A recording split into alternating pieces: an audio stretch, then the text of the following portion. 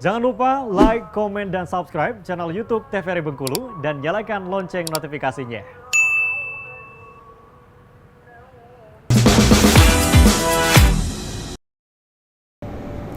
Balik lagi di Opini, obrolan pas di sini. Nah, pemirsa masih bersama dengan Bang Cahyo di sini. Kita ada di segmen terakhir ini. Iya. Apakah mulai merasa jengah di sini, Bang?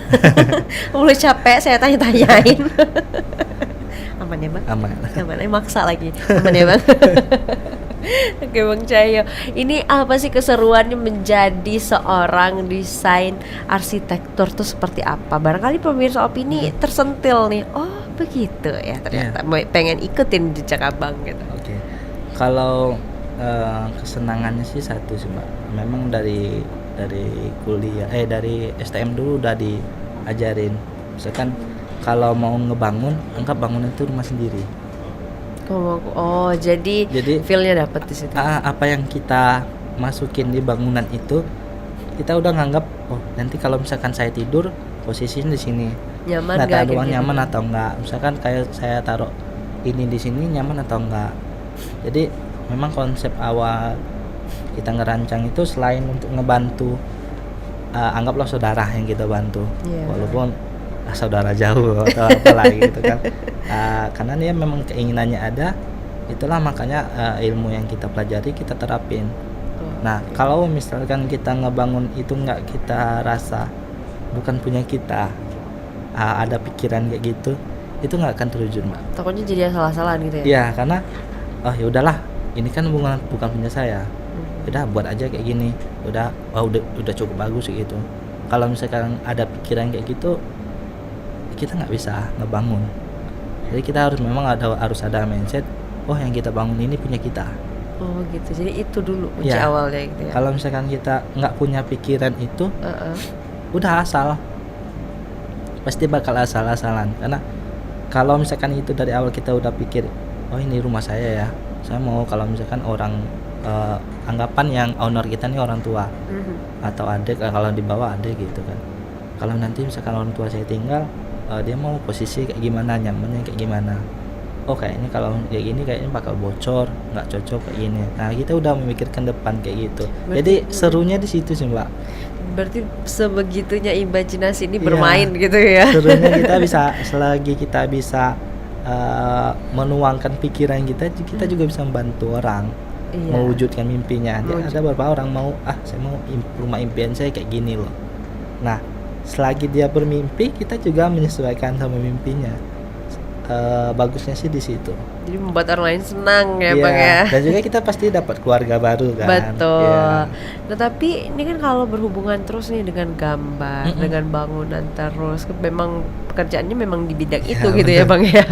Tapi pernah nggak sih ngerasa kayak mulai bosan, mulai jenuh nih, ini lagi gitu? Kalau untuk kejenuhan sih pasti ya, Mbak ya. Ya manusiawi sekali. Iya, karena ngelihat gambar kayak gini terus sih, nggambar udah ngedesain, ngegambar, desain, gambar, bosan.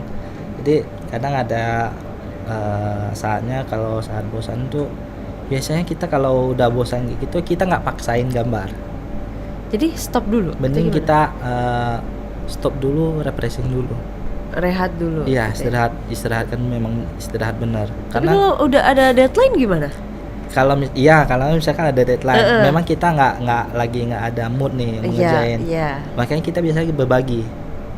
Oh, fungsi sharing itu Iya, tadi. makanya ada nggak yang mau ngerjain, kita Iya, berbagi. Memang kita harus tanggung jawab sama kerjaan kita. Memang kalau misalkan kalau Cahyo sendiri sih memang di awal diajarin dulu sama pas kuliah, kalau dipaksain pada saat kita nggak ada mood kayak gitu tuh, kadang hasilnya jelek. Oh gitu. Karena Iya. emang udah lagi nggak di sana Iya, karena pikirannya memang gitu. kita di arsitek tuh moodnya harus bagus. Pada saat kita ngerancang tuh harus bagus, pikiran juga harus jernih. Tapi kalau kita lagi pusing, lagi ada masalah, dipaksain memang bisa, cuma nggak maksimal. Gak maksimal. Iya. Ya. Jadi memang udah pilih rehat aja Iya, dulu, nggak usah paksa. istirahat aja lah, atau pergi dulu jalan atau kemana, misalkan kayak ke Curug atau tempat pemandian atau yang lain. Udah istirahat, atau memang jalan-jalan misalkan kayak ke Jakarta. Kalau udah stuck nih pikiran, udah pusing juga, pergi ke Jakarta atau yang lain, lihat referensi kan banyak bangunan-bangunannya udah Oh, iya sih, ada, betul. jadi belajar di sana. Jadi sekalian jalan, sekalian refreshing, kita juga belajar ilmu juga. Cari juga nih, Iya, cari referensi benar. baru gitu ya. Heeh. Ini artinya kan banyak tuh desain-desain sekarang. Mm-mm. Ada yang baru lagi, misalnya ada yang modern Iya. bentuknya seperti ini, banyak sekali. Mm. Itu berarti harus terus memperbarui Harus. ilmunya, harus belajar Iya. terus. Itu gimana sih, Bang? Kalau untuk pembaruan terus memang kita harus ngikutin zaman ya. Mhm. Jadi apa aja bahan-bahan yang ada sekarang kalau bisa kita manfaatin. Jadi kita coba terapin. Memang kalau misalkan udah ada hasil yang kita tunjukin, udah ada bentuk yang udah kita coba, kedepannya kita akan lebih maju lagi kalau misalkan kita berani mencoba untuk inovasi-inovasi baru.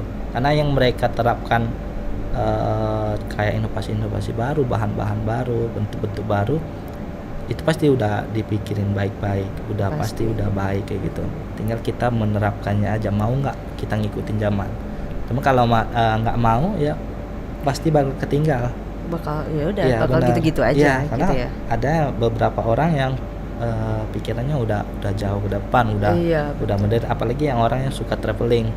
Pasti ada macam-macam tuh. Ada macam-macam kan. Saya maunya kayak gini loh, kayak gitu. Konsep bentukannya kayak gini. Kalau kita nggak ngikutin perkembangan, ya udah bangunan kita ya kayak bangunan-bangunan biasa aja. Ya sekedar bangunan tegak, modelnya kayak gitu-gitu aja. Ya anggaplah kayak rumah-rumah biasa lah. Kalau kita nggak ada permainan baru pasti bosan. Pasti. Ya, cuma ada rumah yang simple, yang nggak terlalu banyak tapi bagus kita ngeliatnya. Adem Ada gitu ya. ya, makanya ngikutin dari perkembangan harus diikutin juga sih. Begitu. Nah, apa nih suka dukanya menjadi seorang desain arsitektur? Kalau sukanya sih di situ tadi sih, kayak kalau kita ngebangun kita bisa berbagi sama yang lain. Tapi kalau dukanya terkadang ada loh yang kita udah capek-capek kerjain, udah kita kerjain udah sesuai, tapi kurang ada penghargaan dari orang yang punya kayak gitu. Jadi kita udah ada saat kita lagi jenuh, memang udah lagi capek, dipaksa kerjain, tetap kita kerjain, atau kita minta bantu temen yang ngerjain, tahu-tahu hasil nggak sesuai sama mereka.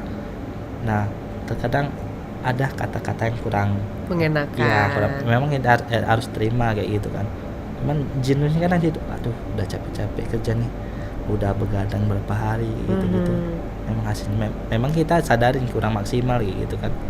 Cuman ya rasa kesannya itunya di situ sih, resah gitu aja. Kadang ada rasa seperti itu Iya. gitu ya, karena memang ya nggak mudah itu Iya, tadi karena ya, beda orang kan, beda kepala, beda pikiran gitu kan.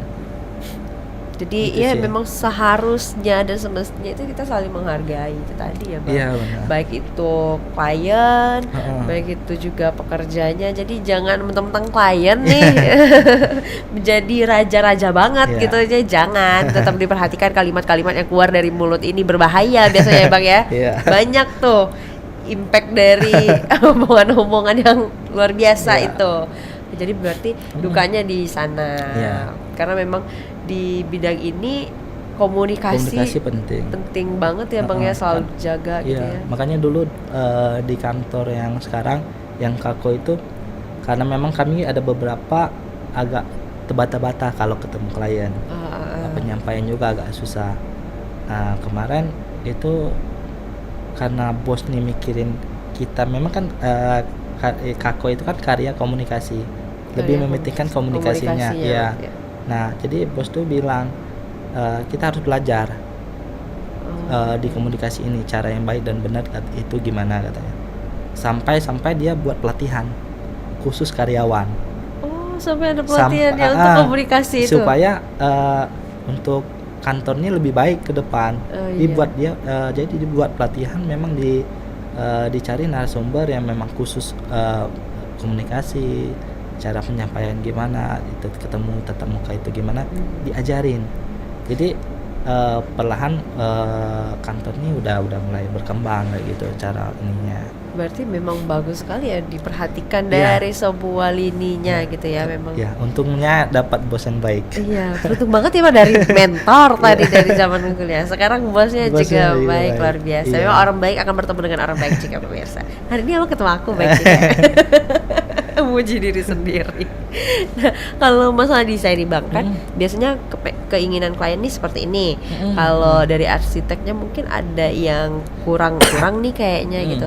Ada nggak sih di cita rasanya sendiri gitu lah, ibarat makanan kan cita rasanya dari Abang Cahyo nih seperti ini, ada nggak begitu? Biasanya kalau apa tuh keinginan klien sama yang kita ini kita Iya.